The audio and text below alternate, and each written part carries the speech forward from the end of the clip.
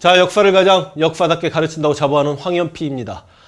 우리가 어떻게 독립을 맞이했고, 그리고 실은 8월 15일 해방되기 이전부터 미국과 소련에 의해 분단이 돼 있었다는 말씀을 지난 시간까지 드렸고, 이 시간에는 8.15 해방 이후에는 이제 남한에서 어떻게 어찌저찌 해서 대한민국이 수립되었는가, 그리고 분단되었는가, 그 과정을 보기 때문에 8월 15일 해방 직전에 1940년대 중국이나 혹은 국내에서 어떤 사람들이 중심이 되어서 독립운동을 전개시켜 나가고 있었고, 그렇게 독립운동을 주도했던 분들이 뭐 남한과 북한에 어떻게 들어왔으면 그들을 지지했던 군대까지 어떻게 남한과 북한에 각각 따라 들어갔는지 그 이야기를 해야 나중에 대한민국 수립 과정이 좀 편할 것 같아서 지금 한번 이야기합니다. 1940년대 독립운동을 대표하는 단체는 당연히 충칭의 임시정부가 있었죠. 그러니까 당시 중국은 이제 항일전을 전개하는 과정에서 두 개의 정부가 있었다니까요. 충칭을 수도로 하는 국민당 장제스 정부가 있었고, 연안 혹은 연안이라고 이야기합니다. 그 지역을 수도로 하는 마오쩌둥 팔로군 공산당 정부가 있었다라고 생각하시면 되는데, 충칭에는 임시정부가 있습니다. 그러니까 상해에 있던 임시정부가 김구가 장제스를 따라서 8년간 정말 고생해가지고 충칭에 이제 자리를 잡는 거죠.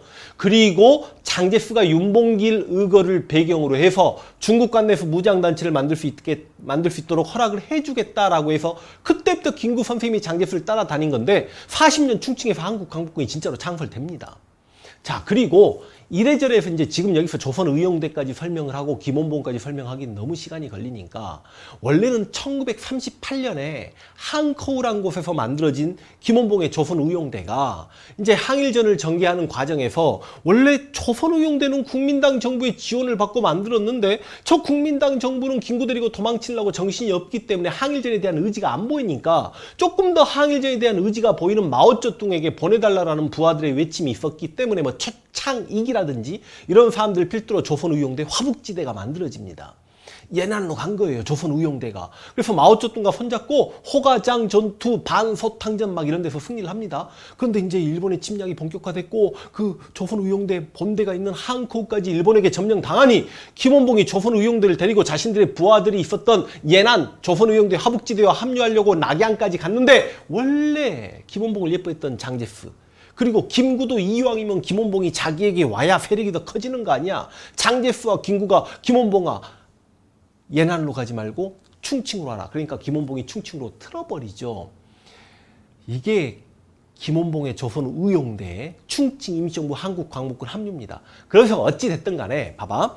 충칭에는 임시정부의 한국광복군이 있었는데 그럼 저 위에 조선의용대 화북지대는 멘붕 오잖아. 대장이 충칭으로 가버린 거야.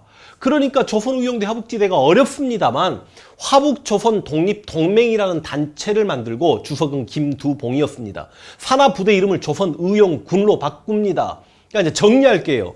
1940년대 중국에서는 충칭의 임시정부와 한국광복군이 있었고 예난에 화북조선 독립동맹 산하에 조선의용군이 있었다라고 생각하시면 되고, 국내에서는 여운형이, 중도 좌파 여운형이 중도 우파 안재홍과 손을 잡고 조선 건국동맹을 만들어 놓고 있었는데, 국내 독립을 이제 국내에서 대한민국 수립 과정을 이야기할 때 바로 이 여운형부터 출발할 테니까 이제 조선 건국동맹의 여운형은 뺄게요. 그러면 이제 한국광복군과 조선의용군 이야기를 좀 하겠습니다. 한국광복군은 윤봉길 의거를 배경으로 1940년 충칭에서 창설이 됐습니다. 뭐 총사령관 지청천 참모장 이범석 장군 이런 분들도 이름을 좀 알고 계셔야 될 것 같고, 41년 태평양 전쟁이 발발했을 때 대일 선정 성명을 발표하고요. 아까 공부했던 42년에 김원봉의 조선의용대가 합류했고 43년에는요 영국군과 인도 미얀마에서 연합작전 전개합니다. 이런 게 뭐 여러분은 모르셔도 돼요. 그냥 수어망수사 하는 친구들은 굉장히 중요한 내용입니다. 그런데 1944년부터 미국 OSS와 합동훈련 하는데 미국 OSS가 지금의 CIA 전신이야. 그리고 바로 이 미국 OSS의 지원을 받고 1945년에는 뭘 계획합니까? 국내 진공 계획을 세웁니다. 부대 이름 정진군, 작전명 독수리 작전. 국내 진공 계획을 세우고 있었죠. 아, 그럼 또 막 이런 질문 들어올 거야. 국내 진공 계획 그거 성공했겠냐고. 그래요, 솔직히 인정합니다. 정진군 50명 남짓밖에 안 됐습니다. 근데 이 정진군이 물론 폐색이 짙어지고 있는 한반도에 들어가서 일본을 다 몰아내고 서울을 탈환한다 그런 내용이라기보다도 50명이 함경도 쪽으로 들어가고 경상남도 쪽으로 들어가서 각 지역에 국내에 있었던 지지 세력을 연합해서 각 지역에 소요를 일으키면 미국이 한반도의 상륙을 조금 용이하게 하도록 하기 위해서 만들어진 부대였고, 이 정진군은 50명 모두 다 바로 이 한반도 내 고향 땅에서 죽는다라는 생각을 가지고 편성된 부대였습니다. 그런데 정말 우리 역사가 20세기는 정말 의도한 대로 흘러가지가 않아요. 국내 진공 계획을 8월 29일로 잡고 있었습니다. 1945년. 여러분, 이 8월 29일이 어떤 날이냐면 1910년 8월 29일 날 우리가 나라를 빼앗겼거든. 나라를 빼앗긴 날 다시 국내로 진격하겠다고 8월 29일로 날짜를 잡고 있었는데, 일본의 패색이 짙어지니까 그 날짜를 좀 당기려고 했는데 일본이 갑자기 8월 15일 날 항복을 해버리니, 네, 첫 번째 소원도, 두 번째 소원도, 세 번째 소원도 완벽한 이 나라의 자주 독립이라고 말씀하셨던 김구 선생님이, 내 해방된 나라 정부 청사 문지기를 해도 행복하겠다는 김구 선생님께서 1945년 8월 15일 날 대성통곡을 하셔요. 주변 사람들이 왜 그러시냐. 이 사람들아, 내가 원하는 독립 해방은 이게 아니었네. 우리가 연합군에게 힘을 보탰어야 우리가 승전국의 입장에서 일본에게 큰 소리를 칠 텐데. 그러니까 뭘 보신 거냐면, 김구 선생님은 2차 세계대전 때 아이젠하워가 노르망디 상륙작전을 할 때 당시 망해 있었던 프랑스, 망명 프랑스를 이끌었던 두골이 함께 아이젠하워가 들어와 프랑스로 들어가서 파리를 탈환하고 승전국의 입장에서 독일을 단죄한 걸 보신 거예요. 그래서 뭔가 우리도 역할을 해야 승전국의 입장이 될 텐데, 아무런 힘을 보태지 못하고 미국과 소련에 의해서만 일본이 패망하게 되면 이거는 우리가 완벽하게 우리가 원하는 독립을 할 수 있을 것인가에 대한 불안감이 있으셨던 거죠. 그러니까 김구 선생님은 확실히 해안이 있으셨던 겁니다. 자, 그리고 이제 여러분 아시다시피 한반도 남쪽에는 이제 미군정이 시작이 됩니다. 1945년 9월 9일부터. 그런데 김구 선생님은 광복군과 함께 군복을 입고 총 들고 개선 장군처럼 들어가고 싶어 하는데, 38도선 이나온 본관의 명령만을 따라라고 했던 메가드가 그걸 허락할 리가 없잖아. 그러니까 옥신각신하다가 1945년 8월에 해방이 되었음에도 불구하고 김구 선생님은 11월에 그것도 개인 자격으로 귀국합니다. 한국 광복군은 전부 다 군복을 벗고 무기 다 내려놓고, 실제로 이것도 이제 미국이 비행기 주고 막 하는데 뭐 비행기도 좀 작아가지고요. 11월에는 김구, 김규식, 조수왕, 지청천 계열이, 12월 달에 후발대로 김원봉 계열이 들어오게 되니까 김원봉이 정치적 감각이 좀 없는 거지, 욕심이 없는 거지. 그래서 이제 임시정부 인사들은 그렇게 고생해서 임시정부를 이끌었지만 미군정 하에서 힘이 약해질 수밖에 없는 구도였고요. 화북조선 독립동맹의 조선의용군은 일단 규모가 한국 광복군보다는 분명히 많았습니다. 그런데 이제 해방이 됐어요. 근데 여러분도 아시다시피 김일성이 소련 앞세워서 북한에 들어왔잖아. 그때 34살짜리 김일성이 막말로 동북항일연군에서 게릴라전 전개했고 보천부 전투 승리했다고 하더라도 지 세력이 얼마나 되겠습니까? 소련에서 공부하고 있다가 갑자기 소련이 한반도에, 그러니까 김일성이 전락이 운 좋은 새끼야. 만주에서 독립운동했던 거의 대부분의 분들이 일본에 의해 만주가 점령당하니까 어차피 일본이 중국 본토까지 쳐들어가겠구나. 그럼 제가 지금 목이 안 좋다고 했잖아요. 그럼에도 불구하고 이렇게 열심히 하고 있습니다. 그러니까 응원해 주셔야 돼. 중국 본토까지 쳐들어가겠구나라고 생각해서 실제로 만주에서 독립운동 하셨던 모든 분들이 중국 관내로 들어갔어요. 만약에 김일성이 만주는 이제 어렵다, 나도 중국에 가서 항일전을 전개해야 되겠다라고 해가지고 김일성이 만약에 임시정부로 갔으면 어땠을 거라고 생각하세요? 여러분, 이 1945년 무렵에 김구 선생님 나이가 70이었습니다. 김일성 이 새끼 34살이야. 근데 그 34살짜리 김일성을 보고 보천보장 전투의 위대한 김일성 장군님이십니까? 막 이랬을 것 같아? 지금보다 나이 문화가 훨씬 심할 텐데, 만약에 그때 김일성이, 그러니까 김원봉도 김구 선생님 밑에 가니까 안 되는데, 김일성이 갔으면 네가 일성이니? 자식 생각보다 어리구나. 어린 놈이 배 나왔네. 어이구 귀염둥이 새끼. 너나 비서실장이 아마 딱 그랬을 겁니다. 근데 김일성은 그런 걸 인지했는지 어쩐지, 그러니까 운이 좋아야 돼, 인생이. 이 새끼는 소련으로 튀었는데 소련이 한반도 북쪽으로 진격할 거라고 누가 예상했겠냐고. 소련 입장에서는 조선 중에 똘똘한 새끼 누가 있습니까? 김일성이 내래 한번 해보겠습니다. 어부질로 한반도 북쪽을 먹은 거 아니야. 그런데 해방되고 나서 화북조선 독립동맹의 조선의용군이 북한으로 들어오겠다고 하니까 김일성 입장에서는 저 마오쩌둥 세력 조선의용군 김무정, 그 다음 김두봉, 최창익 들어오면 다 자기 죽거든. 그러니까 소련에게 무릎 꿇고 살려주세요. 마오쩌둥 세력 들어오면 저 죽습니다. 그러니까 소련도 미국이 광복군 무장해제하고 들어오라. 광복군은 굽혔죠. 그러니까 소련도 조선의용군에게 너 무장해제하고 들어와. 근데 조선의용군은 병력이 상당히 많았거든. 그러니까 마오쩌둥이 조선우영구나.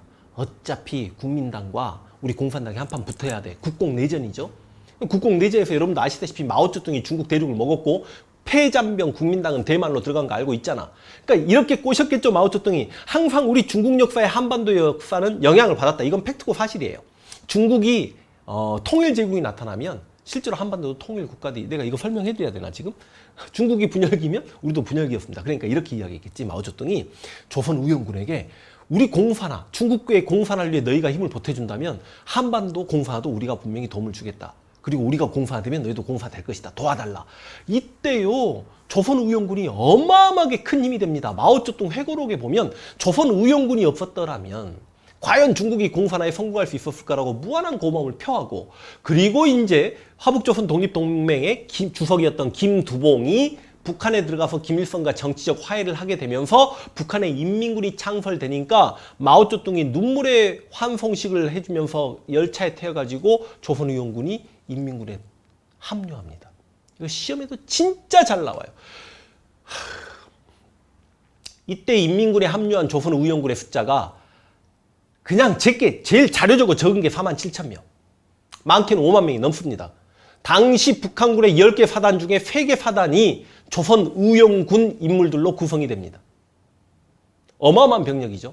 이들이 어디에 배치되냐면 화북지대가 산악지대인데 산악지대에서 국민당과 많이 싸웠고 일본과 싸웠던 친구들이니까 전투 경험이 풍부하잖아. 강원도에 배치됩니다.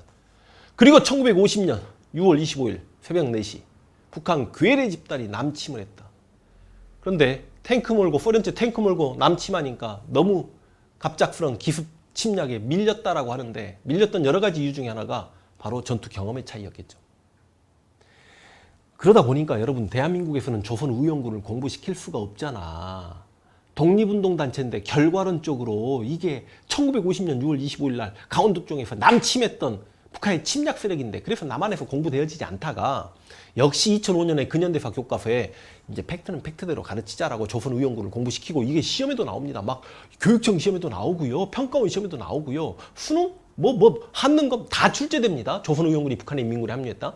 그래도 문민정권 들어서 김영삼 정권 때 학자들 일부가 나 좀 연구하고 싶다, 조선우영군 연구할 테니 화북으로 건너가게 해다오, 그래서 연구를 하기 시작하고요. 그런데 이제 이 북한으로 건너간 조선우영군은 어떻게 됐겠는가 생각해봐. 김일성이 자신의 정치적 권력에 도전하는 새끼들, 그러니까 원래 북한은 파벌 연합 정권이에요. 그 보천보 전투의 영웅들이라고 해서 갑산파 김일성이 있었고요.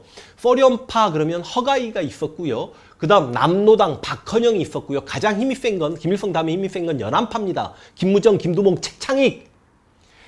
한국전쟁 때 평양 못 지켰다고 김무정 작살내버리고요. 한국전쟁 끝나자마자 박헌영이 미국 간첩이겠어? 미국 간첩으로 몰아 죽여버리고요. 그래 놓고 허가이도 제거하고요. 그러다가 1958년에 56년 헷갈립니다. 종파 사건이라고 해가지고 김일성이 어디가 있었죠? 동유럽에 순방가 있는데 김두봉과 최창이 쿠데타를 일으키려고 한 거죠. 그러니까 놀라서 김일성이 들어와가지고 이 김두봉이랑 다 작살내면서 이제 예난파를 완전히 제거해버렸기 때문에 이들 전부 아우지 탄광하거나 죽거나 아니면 북한 탈출하거나 막 이런 식이었단 말이죠. 북한에서조차도 공부되어지지 않은 조선우영군. 남한과 북한에서 다 잊혀진 이름 조선우영군. 그래서 우리가 이렇게 독립운동을 하셨던 분들이 남한과 북한에 이렇게 이제 김원봉 같은 경우는 이래저래 해서 북한 쪽으로 갔다는 이야기도, 내가 원래 김원봉 촬영을 했다가 이제 그걸 다시 이렇게 앉아서 정상적 유튜브처럼 촬영하려고 지금 내려놓은 상태인데, 이 말씀 드리겠고, 그래서 이제 북한은 북한대로 김일성 중심으로 권력을 잡아가고, 남한에서 이제 굉장히 많은 인물들, 김구가 11월에 들어왔고, 한 달 전에 이승만이 10월에 귀국을 했고, 그리고 원래 국내에 있었던 여운형과 김과 함께 귀국했던 김규식과, 그리고 원래 국내에서 사회주의 활동을 하고 있었던 박헌영, 이런 사람들이 각각의 1945년부터 48년까지 여러 사건들에 대해서 어떻게 대처하고 어떻게 뭉쳐나가고 어떻게 통일정부를 수립하기 위해 노력을 하는지를 이제 우리가 고민하고 앞으로 공부를 해 나가야 됩니다. 오늘 진짜 민감한 이름, 최고의 독립운동군이었던 조선우영군이 1950년 한국전쟁 때 남침 세력이었다라고 하면, 그렇다고 해서 북한의 남침을 정당화하거나 북한에서는 이걸 해방전쟁이라고 이야기하죠. 이런 걸 우리가 미화하거나 그래서는 안 됩니다. 오히려 내가 조선의용군이 독립군임은 인정하되 그 조선의용군을 정말 잘 맞서 싸워서 낙동강 방어선까지 형성할 수 있게 해준 대한민국의 정말 훌륭한 장군님 말씀도 내가 한번 드릴게요. 거의 모르시는 장군님입니다. 이거 지금 비밀로 간직하고 있습니다. 오케이, 민감한 이야기였습니다. 오늘 이렇게 마치겠습니다.